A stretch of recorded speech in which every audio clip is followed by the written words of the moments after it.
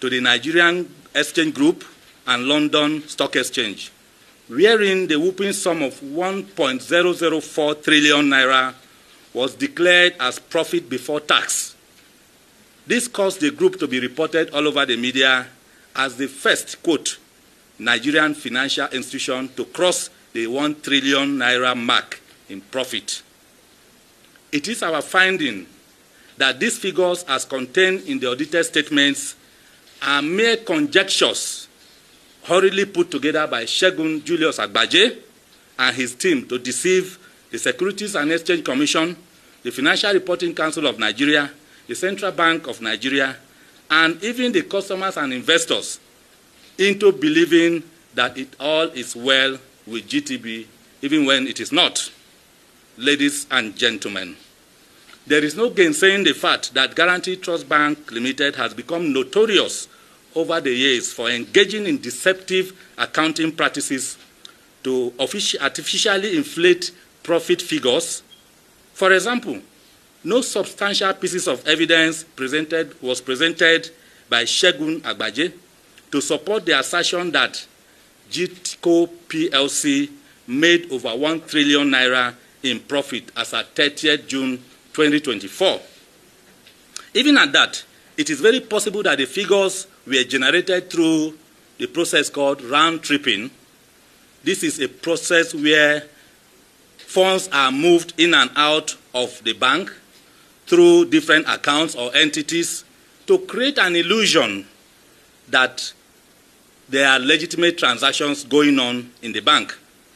The combination of this process and other unethical issues, business practices, within the bank points towards the direction of systemic corruption, fraud, and money laundering, which we have asked the media, anti-corruption agencies, and the government to further investigate. It is feared that such ugly situation, if not properly checked, could have the tendency of not only undermining customers, investors' confidence in the bank, but pose significant risks to the stability of Nigerian financial sector.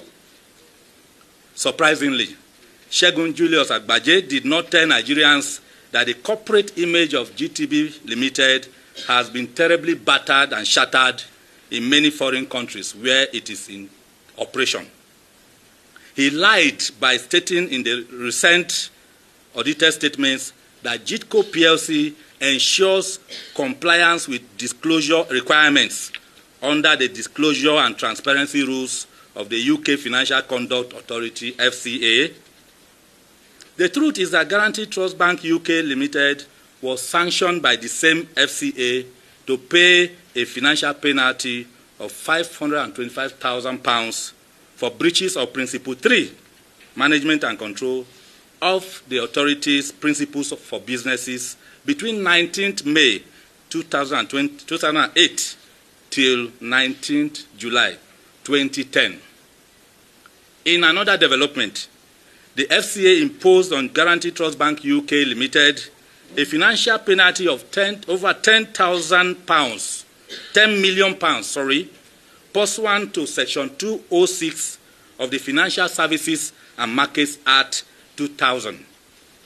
As usual, the bank agreed to resolve this matter at the earlier stage, and they got a 30% deduction from their fines. This brought the total money paid as penalty by GTB in UK to the sum of about £7,671,800.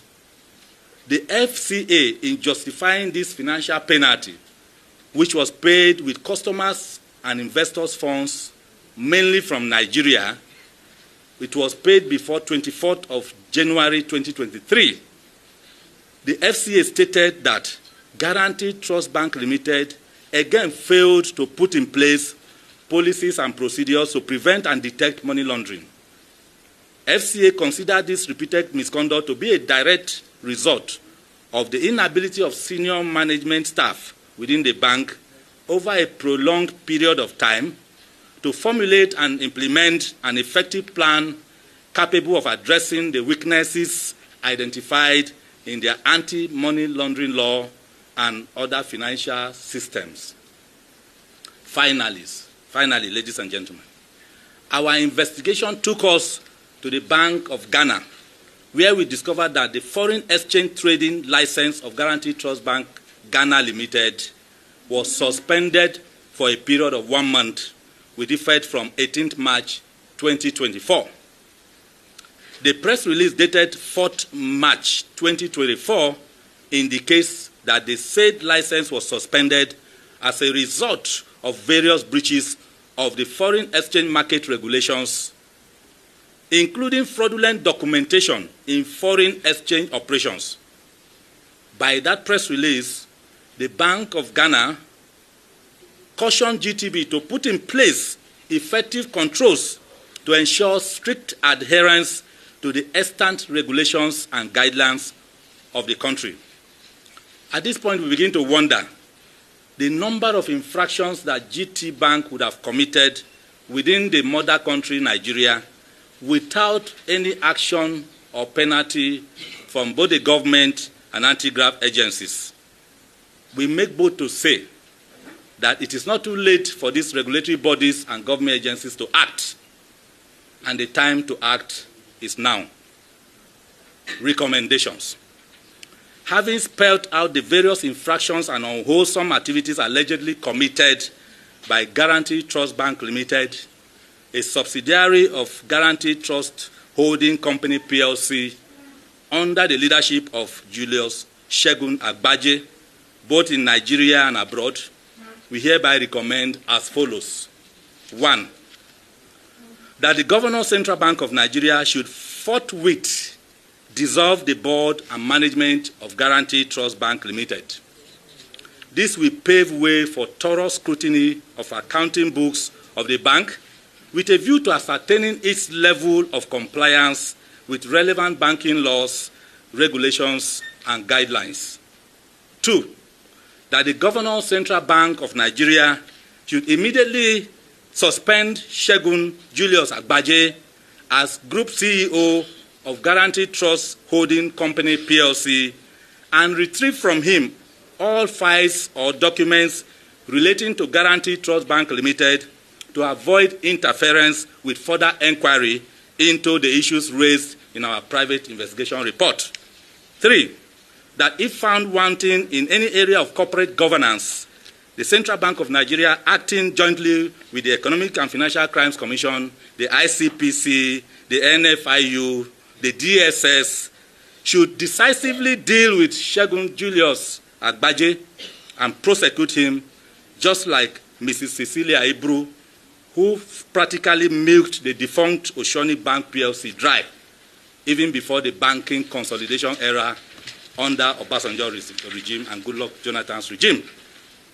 Number 4, that the Nigerian Deposit Insurance Corporation, Securities and Exchange Commission, Nigerian Stock Exchange, as well as Financial Reporting Council of Nigeria should urgently step into the affairs of Guaranty Trust Bank Limited with a view to safeguarding customers and investors' funds and portfolios before the bank fails completely.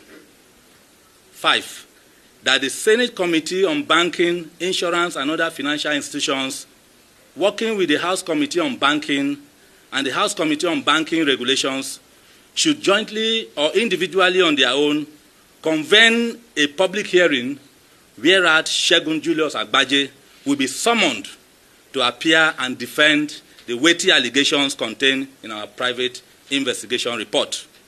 6, that the UK National Crimes Agency, the Crown Prosecution Service, the Financial Conduct Authority, the Financial Ombudsman Service, the British Prime Minister, the Governor of Bank of England, the U.S. Department of Justice, the U.S. Securities and Exchange Commission, the Federal Bureau of Investigation, the U.S. Federal Reserve Board, the British High Commissioner to Nigeria, and Governor of Governor of Bank of Ghana, should shut down all operations of Guaranty Trust Bank in their territories. By so doing, GTB will be prevented from turning the United Kingdom, the United States of America, and Ghana into a safe haven for money laundering, terrorism financing, and under sundry economic crimes. 7.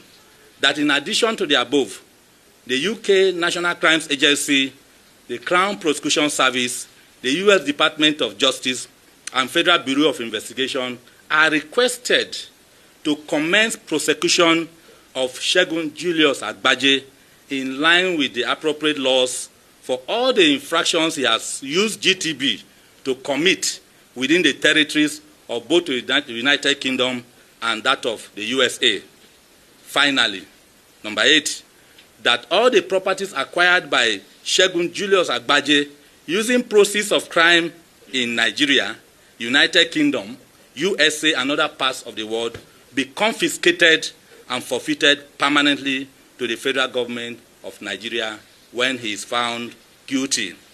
Ladies and gentlemen, we wish to let you know that the struggle to sanitize the banking sector of the Nigerian economy has begun, and we at GICN shall remain at the forefront to ensure that our people who are customers and investors are liberated from hardship, losses, and pains.